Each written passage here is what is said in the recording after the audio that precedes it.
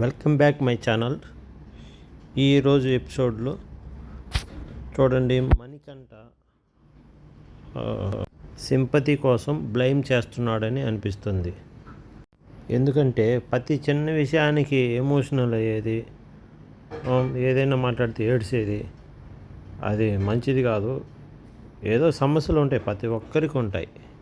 మణికంఠకే కాదు, ప్రతి ఒక్కరికి సమస్యలు ఉంటాయి. విష్ణుప్రియకి కూడా వాళ్ళ నాయన లేడు, అలాగని అమ్మాయి ఏడ్చలేదు కదా. ఎందుకు ఇతను మణికంఠ ఎందుకు అమ్మాయి ఏడ్చేది నాకు నచ్చలా.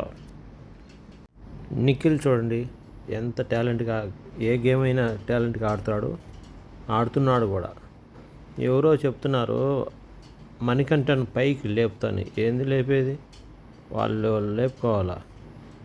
ఈ అమ్మాయి కోసము ఆర్జీవి ఉన్నాడు, నిఖిల్ కోసం ఫాలోవర్స్ ఎక్కువ మంది ఉన్నారు కనుక ఎటువంటి ఇబ్బందిలే. మణికంఠకు ఎవరున్నారు? ఆమెతను ఏడిస్తే సింపతి కోసమా? అది తప్పు. నిఖిల్, ఆదిత్య ఓం, శేఖర్ భాష అండ్ బేబక్క అందరూ స్ట్రాంగ్ కంటెస్టెంట్. ఈ బిగ్ బాస్ హౌస్లో స్ట్రాంగెస్ట్ కంటెస్టెంట్ కావాలి, కానీ ఏడ్చేవాళ్ళు వీక్ ఇలాంటి సింపతి కోసము చేయకూడదు.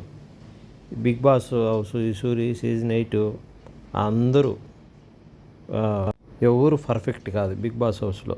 నాకు తెలిసి ఈ సీజన్ నైనిక అయితే గేమ్ కూడా బాగుంటుంది. అందరూ కూడా కోపము, ఈగోలు, టెంప్ట్ అవ్వటం, ఎక్కువ అరవడము నాకు నచ్చట్లేదు ఈ షో ఈరోజు. మీకేమనిపిస్తుందో ప్లీజ్ కామెంట్ చేయండి.